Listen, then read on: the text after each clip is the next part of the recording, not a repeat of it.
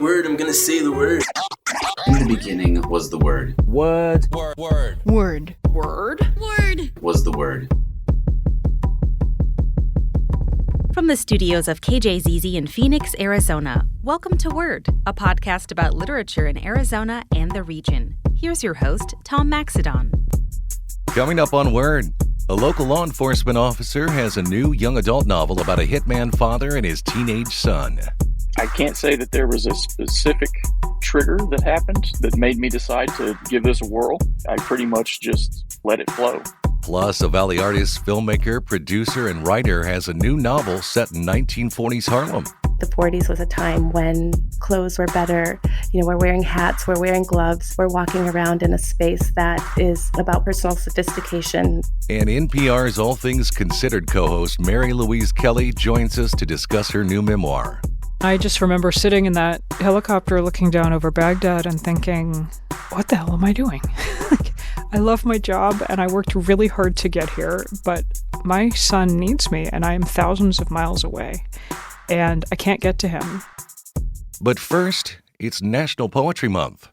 And as this is our last episode in April, we wanted to showcase some poets from the region in their own words.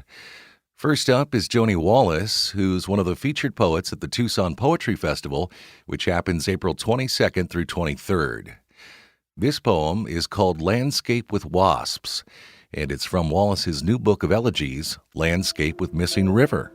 We give it all away, except for your deering banjo, a pair of boots, a belt buckle, your thesis on missile steering mechanisms, except for a farm ledger for crop yields, the cow dog, wasp nests under the deck's railings, a rusted weather vane spinning on the roof of a shed. Sleet comes, a shroud in verglass, ice slivers falling on fences, the clothesline. You are dead. For a month, the dog carries a deer's leg everywhere, buries it, digs it up. Yellow jackets shiver out from paper tombs, collect around a doorframe, gather around the dog. Wrapped on air, the insects ring, jeweled bells, nettles, thorns. That was poet Joni Wallace, accompanied on piano by Renzo Ayurio. You can find out a bit more about the Tucson Poetry Festival, which is celebrating 40 years, by visiting our website, word.kjzz.org. Coming up, a local law enforcement officer has a new young adult novel about a hitman father and his teenage son. I'm Tom Maxedon, and you're listening to Word. It's a podcast about literature in Arizona and the region. KJZZ is your source for news and analysis. No school is better than the quality of the teachers inside the classroom. Residents at 3 mobile home communities are being forced to move because the park owners have redevelopment plans. KJZZ is the Valley's news leader. Listen to KJZZ on air, online, and on your phone. More than ever before, KJZZ depends on donations from listeners to fund all of the crucial resources behind every moment of our coverage. So please be generous now and become a member of KJZZ at kjzz.org. Welcome back to Word. I'm Tom Maxedon. We turn our attention to crime fiction right now and what might seem like an odd audience, and that is young adults. B.C. Hicks is a member of the Cherokee Nation who moved from Oklahoma to the Valley about a decade ago. His first novel is entitled My Dad is a Hitman, a misguided dream of wealth and adventure. I am in federal law enforcement here in Phoenix, and that usually requires quite a bit of travel as far as different duty stations, and that is what ultimately brought us here. Creativity has been in your blood for quite some time. You got interested in painting. And when did that creativity transition into writing? That's correct. I would say I started painting seriously in high school. And then I got into a lot of short stories just for fun. And I found that through my advanced English classes that I was taking in high school, that's where I kind of discovered that I enjoyed writing. It allowed me to escape from whatever was going on in the world at the time. And then into college, I took advanced English classes as well, where we wrote essays and short stories regularly. Is there anything that you find similar in the process? I mean, you mentioned escapism, and I think for many writing can be that, but are there any other similarities? Probably the main one that comes to mind immediately is more along the lines of the process. For me, if I'm doing anything creative, whether it's painting or whether it's writing, I prefer complete silence, and that allows me to mentally get into a place where I block everything out, so there's no phone ringing, there's no dogs barking or anything, and that allows me to get into the appropriate mental space to just let things kind of evolve on their own, let the story progress if I'm writing, let the picture progress if I'm painting. Well, I'm glad you brought that up because we do often talk about just the writing process in general, and certainly different authors have different processes. You have a brand new novel. In fact, it's your first that was recently released. And what an interesting topic. It's about a hitman and his son, Luke.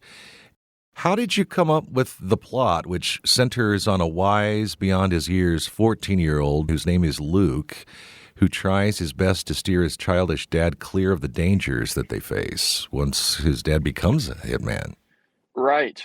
So this is just kind of one of these daydreaming stories that has essentially just been rattling around in my head for years, I guess, basically at this point. I never thought that I would take on the challenge of writing a novel, but I can't say that there was a specific trigger that happened that made me decide to give this a whirl. But once I decided to write it, since this story had been in my head for so long, I pretty much just let it flow. That's really interesting. And you mentioned your career in law enforcement, of course, and that's why I was curious if there was something in that capacity that made you want to write a book about crime. The irony in that, right? Right, yeah. I've actually had several people ask me that. And, I've been in law enforcement for over 20 years, and I think that I've only ran across one legitimate hitman, and that was years and years ago. So I can safely say that that encounter had absolutely nothing to do with this story. Tell us a little bit then about how this dad becomes a hitman. Obviously, we don't want to spoil too much of the book. Sure. And how this plays out a little bit in it. Sure. So Luke and Larry Wims are from Colorado. The dad, Larry, loses his job. And so to get a fresh start for the two of them, they move to Los Angeles. Once they get to Los Angeles, they happen to come across a deceased person in the adjoining hotel room. And it turns out that that person is a legitimate hitman who works for a world-renowned ancient assassin organization. And just through happenstance, Larry decides that he's going to take over the hits, so to speak, for the hitman to try to make a ridiculous amount of money and get them situated for life. Why did you want to aim this for young adult readers? I mean, obviously, I think sometimes we have discussions about whether or not younger people can separate fact from fiction. So from the very beginning, I knew that I wanted this story to be funny, to be lighthearted, and to not contain any gore, gruesome, violent scenes or adult language of any kind or anything like that. So if this were a movie, I would say that it would have a rating of PG.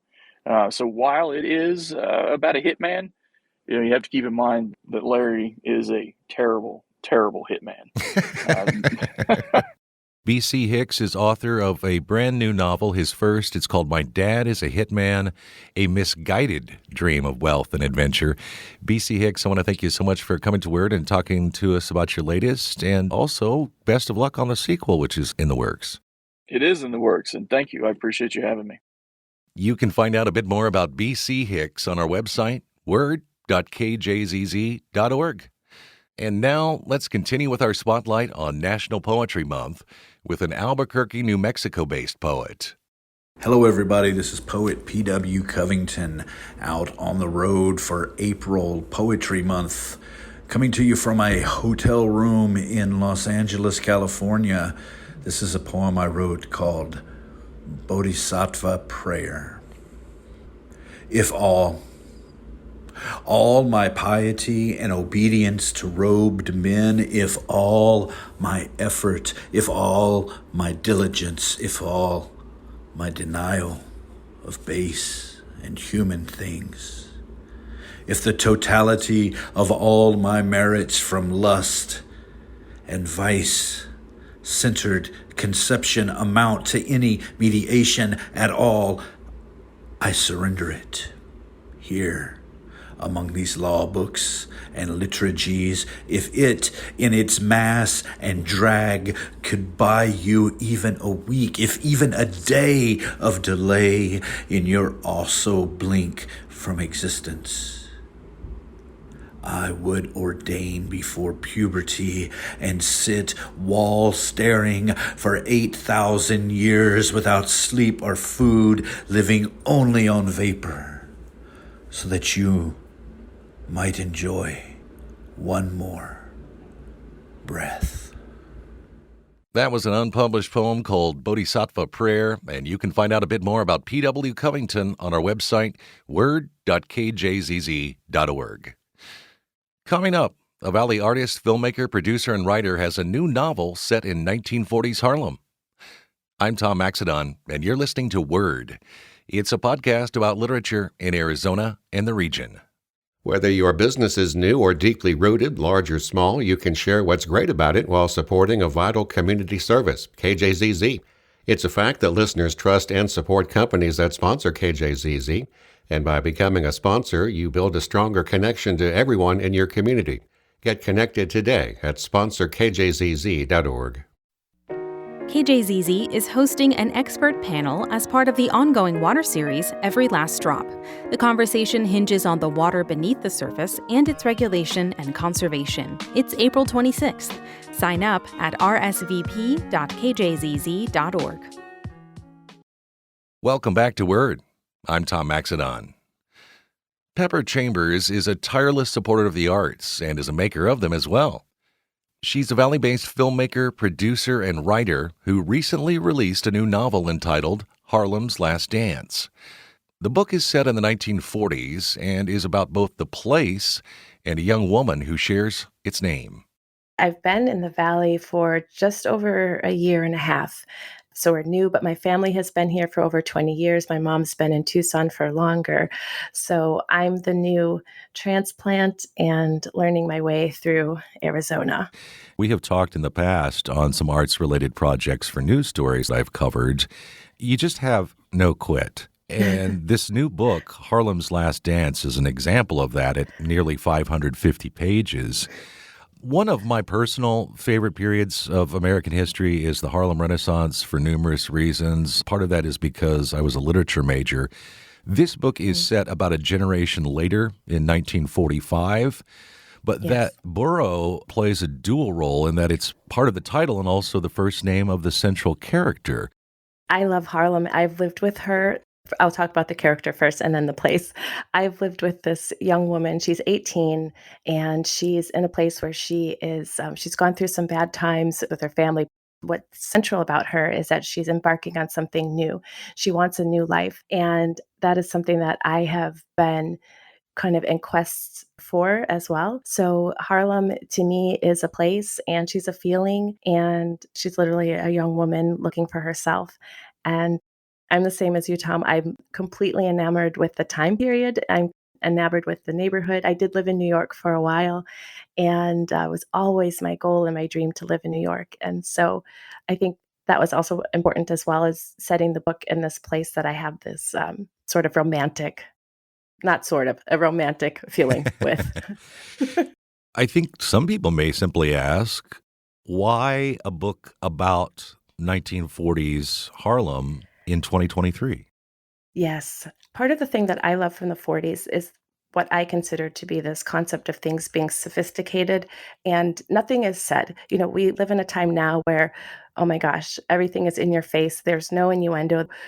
It's kind of awful to me. And so I prefer this feeling of a cloak a little bit, you know, not with being naive about it, but I just love that we can have some anonymity to things that are scary and awful and even beautiful.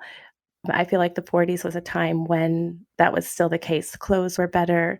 You know, we're wearing hats, we're wearing gloves, we're walking around in a space that is about personal sophistication as well as caring for your neighbor and others. And I feel that that is a time period that I would like to grab something from.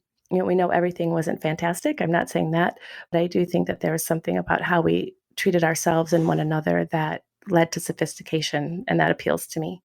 So the book being set in 1945, 18-year-old Harlem Markison is withering beneath the masquerade of sultry stage lights, jazz, and beautiful dancing girls.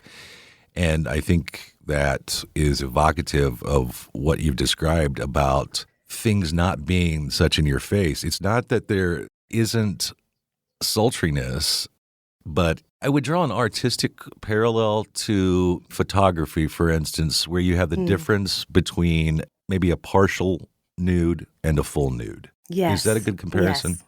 Absolutely. I love that. I love that. And it is the partial nude, your imagination fills in the rest. And the full, it's all there. You still have imagination when you're looking at it, and it's still art, and there's still something to be said for it. But I really do love this bit of mystery and like, what is the secret? What can I add to this art that comes from me, that the artist has left for me? Harlem is imprisoned in Lady Magdalena's brothel, entangled in a web of glamorous greed, sex, obviously. Of course, there's trust issues with people and a sense of not being able to escape. And I certainly do not want to spoil the ending for people, but what is she learning about herself? Does she start to learn that maybe there is a way to get out? Yes, absolutely. And I equate this to life as well. And what I want for her and what I want for myself and others is that you have to look within sometimes to find your way. And a lot of times we want to trust others and we need to trust others. But there is something to be said for understanding that you have power within. You may not know what it looks like. You may not know how to access that power, but it does exist. And that's what Harlem has to do. She has to do things that she wouldn't expect to do. She has to fight for herself and find a way. So I think that's just a really important message to pass on to young women specifically, but also for all of us. Well, and especially I'm thinking against the historical backdrop of the world that Black women have had to live through. Obviously, I'm not one of them. No. But you're talking about, first of all, a white male-dominated world. Yes. Right? And Yes. then just in general, a male-centric universe. Yes, exactly. And that is why in the book, there are women who are villains, there are women who are heroes. There are women everywhere in the presence of this book, and that speaks to exactly what you said. And it's not that I'm putting men down. There's also a man, Jonas. He's also a central character in this. He's looking for his daughter. And I speak to a father's love, but the but is the big part. Is that I want to write about women. I want to see more of us in stories, central characters, not just in the fringe and kind of not having major decisions and things like that. I want to write about women. And this book in particular, it also deals a bit with human trafficking and those silent things that happen to Black women that we don't always talk about or don't make it to the media. And it's very subtle. This book is not in your face like human trafficking, Black women. It's about something where in some ways, to get into that just a bit, human trafficking is something very silent. And when I lived in Los Angeles, we worked on a play and we spoke with some organizations that work with people who are trafficked, and we learned it's right in our face. It's right there. And if you know to look for signs, you can see it, but if you don't, it's passing right by you. So some of that is in this book as well, where I just kind of want to put a spotlight on something that's also a bit scary and happens to us and happens to Black women. But ultimately, yeah, I wanted to put the women in front here with this story. And if you're not acknowledging the past and the present, right, and a lot of the terrible things that happened, how can you heal the future? Absolutely. Yes, 100%. Pepper Chambers is a tireless advocate of the arts and just a darn fine writer. I want to thank you so much for coming to Word and talking to us about Harlem's Last Dance. Thank you for having me. You're very kind. It's nice to spend time with you. You can find out a bit more about Pepper Chambers on our website, word.kjzz.org. In the meantime, let's continue with our spotlight on National Poetry Month with a local poet. This is Melissa Lido Reading from The Neon Graveyard. You arrive where you began, in a city that is cold, on a day that began in snow, where through the glass face of a Thai restaurant, you can see a tent on the corner of a street you've seen 1,000 times, on a day that is cold, after a morning began in snow. There's a chandelier to dimly, brightly glow a table for 8 warm bodies, come to order pad thai and crispy trout, and the food comes steaming. You can both feel the beat of a song overhead and vibration within your own ears, and the album is called In the Garden of Souls, like all of us here, within the same 200-foot radius, except one of us is sleeping in a tent on the corner of Southwest 9th Avenue and Oak Street, and it isn't you, and it isn't me. When you bundle up, stomach full of violet gin and butterfly pea flowers, not an ache for a rice grain, the tent is still there outside. You wonder if this restaurant lets sisters call in orders for their unsheltered brothers gone from home, cocktailing meth with fentanyl. When you bundle up with your belly full of garlic shrimp and peanut sauce and fried rice, the tent will still be there, and you will have to think about this when you walk by, not wanting to be bothered or asked, because you're afraid you'll feel guilty, that you'll need to ask forgiveness for something so basic as being fed and warm and on your way to where you are going. That's the first poem from an upcoming collection called Neon Graveyard, and you can find out a bit more about Melissa Lido on our website, word.kjzz.org. Coming up, NPR's All Things Considered co-host Marie Louise Kelly talks about her new memoir.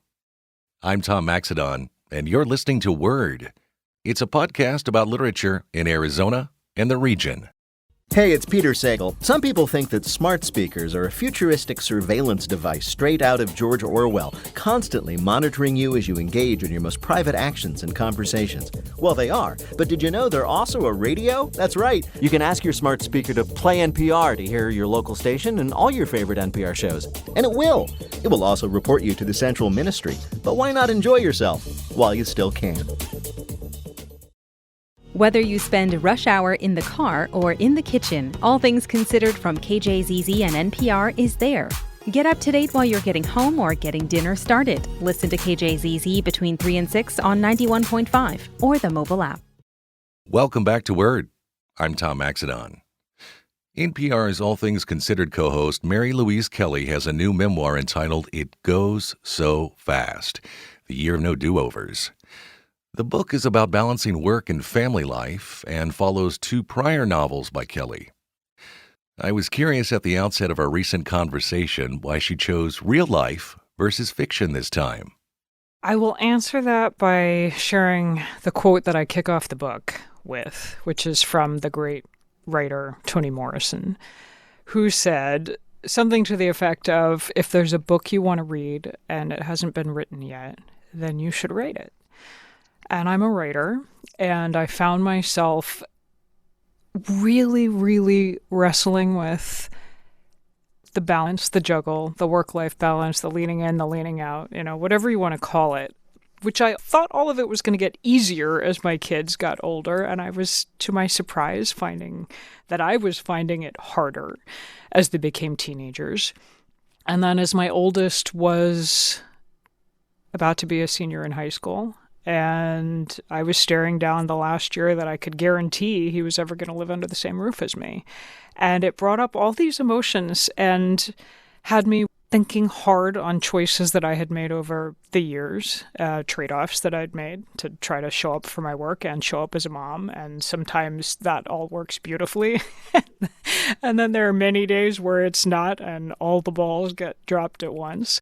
I was really struck by the title because I am a creative writer in addition to what I do with respect to journalism. Yep. It goes so fast, punctuated by periods in between those words. That was my brilliant editor who said, should we put periods in between just for emphasis? And I thought, you're a publisher if you think that. And I actually am so glad we did.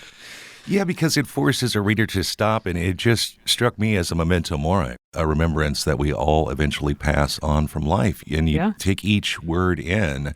It came about because of a conversation. People who listen to All Things Considered may have heard me in many an interview that is live saying to my guest, okay, and in the time we have left, or just a few seconds left, Senator, or, in the minute we have to go, and I'm trying to telegraph on air to them, like, this is not the moment to launch into your 17-point deficit reduction plan. Like, pick your top point, and that's what we got. But I'm also signaling to all of you who are listening, I'm not being rude if I jump in a few seconds from now and cut this person off. I have no wiggle room. I got to land this plane. So I'm trying to be transparent about doing all that. And I do think about, I'm so transparent and so conscious of it in my work. I had been less conscious of it in my personal life and my family life, that time was rushing past really quickly too. And suddenly it became apparent to me that I had this deadline at home. I wanted to read a passage, if you don't mind. Please. What I think will give future octogenarian me pause is not the big decisions, but the accretion of all the many, many small ones. None of them seemingly significant in the moment. All those weekday soccer games when I showed up late or failed to make it all together. The play dates I skipped, the pool parties that I missed, the school pickups, the chance to hear all the chatter from the back seat, the morning baking cookies when it was the nanny in the kitchen instead of me. And you go on to lament that fact afterward. Yeah. It's in a chapter called The Helicopter. What is that title reference? The helicopter references one of the big dramatic moments, which the very short version of which was I was on assignment in Baghdad and running to get into a helicopter that was going to take us to our next round of interviews. And a nurse called from my son's preschool back in Washington to tell me he was sick, like really sick, and how quickly could I get back to get him. And I'm trying to answer her and trying to sort the logistics of that when the line went dead. Like, I lost the call and I couldn't get her back. Cell service failed. This is more than a decade ago in Iraq. And I had to get in this helicopter and take off. And it was a few hours before I was able to get cell phone service again and find out that he was okay. And I just remember sitting in that helicopter looking down over Baghdad and thinking, what the hell am I doing? I love my job and I worked really hard to get here, but my son needs me and I am thousands of miles away and I can't get to him and I can't even tell if he's okay. And I was assigned that night to sleep in this trailer parked behind one of Saddam Hussein's old palaces in a triple bunk bed. And I just remember making my deadline and then crawling into that bunk bed and crying and thinking, right now, I need to make a different choice. And I started writing what became my first book on the flight home back to Andrews Air Force Base. And not long after, quit my job at NPR. And I wrote books, and I loved it, and I still love it. And it's a totally different challenge from my day job in Deadline News. So you left in 2011, but you returned to NPR in 2016 and became a co-host of All Things Considered in 2018.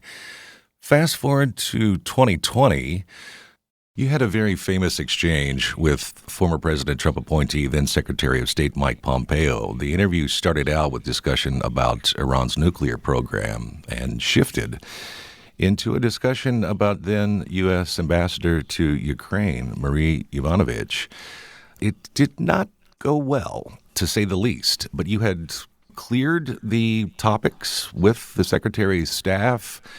There was an abrupt ending after a few questions, and then, as we can all recount from a famous conversation that you had with co-host Ari Shapiro on All Things Considered, you recapped exactly what happened after that. And I think all of us who were listening were struck when a secretary tried to wield his power and ask you to point out where Ukraine was on a map that had no borders, and you were able to do so. I want to play that conversation between you and Ari that occurred after the interview with then Secretary of State Pompeo. Thank you for your time. Thank you. Secretary, thank you. Thank you. Marie Louise Kelly is here in the studio. And Marie Louise, will you explain what's happening at the end of the interview there? Hey, Ari, what is happening there is an aide has stopped the interview, said, "We're done, thank you." Mm-hmm. And you heard me thank the secretary. He did not reply. He leaned in, glared at me, and then turned and, with his aides, left the room. Moments later, the same staffer who had stopped the interview reappeared, asked me to come with her, just me, no recorder, though she did not say we were off the record, nor would I have agreed. Mm-hmm. I was taken to the secretary's private living room where he was waiting and where he shouted at me for about the same amount of time as the interview itself had lasted. He was not happy to have been questioned about Ukraine. He asked, "Do you think Americans care about Ukraine?" He used the F word in that sentence and many others. He asked if I could find Ukraine on a map. I said yes. He called out for his aides to bring him a map of the world with no rating, no countries marked. I pointed to Ukraine. He put the map away. He said, "People will hear about this." And then he turned and said he had things to do. And I thanked him again for his time and left. Wow. We have reached out to the State Department to let them know we plan to report this coda to the interview, and we have not yet heard back.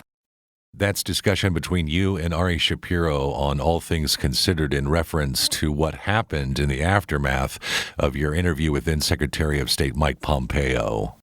I'm wondering about what you think now, over a year after Russia's invasion, and how that moment sticks with you and where we went. Well, I hope that the journalism speaks for itself. It is the job to go and ask people in positions of power tough questions in the service of holding them to account.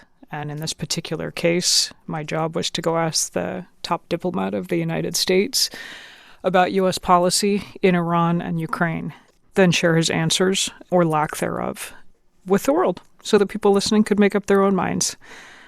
And it was something coming home and explaining that to my children who are used to me reporting the headlines and not being in the headlines, because that interview became quite newsworthy in and of itself. And there was a fair bit of controversy, including then President Trump weighing in from the White House and praising Pompeo for doing a good job on me, and trying to explain that to my sons was interesting. But I just, I think I explained it to them by saying, look, the job of a journalist is to ask these questions. You do your best to get the story. You do your best to share with your audience what you know and how you know it. And the boys had questions about it, but in my house, the dinner conversation turned back pretty quickly to whose turn it was to walk the dog. It goes so fast. The Year of No Do-Overs is the latest from Marie Louise Kelly. You hear most frequently on All Things Considered weekdays here at KJZZ between 3 and 6. Thank you so much for your time, and thank you so much for this book, Marie Louise. Thank you, Tom, for having me on. This was a pleasure. Well, we've nearly reached the end of this episode, but let's close it out with a homer in our Spotlight on National Poetry Month. Rosemary Dombrowski was the first and, thus far, only Phoenix Poet Laureate. She has a collection of prose poems based on Emily Dickinson's fascicles, or portions of a collection published in parts. This poem is from a collection entitled Emily Dickinson's Advice to Girls in the New Millennium. Maybe you've always been a midnight girl in a daytime town. And maybe it's okay to love progress because of how quickly death takes it all away. And maybe it's okay to feel this way because of how hard it is for the brain to process. Like how pleasure can make the wilderness come alive in your head. Like how a woman can be resurrected as a dance. The only truth you need to know is that aging is the art of dying.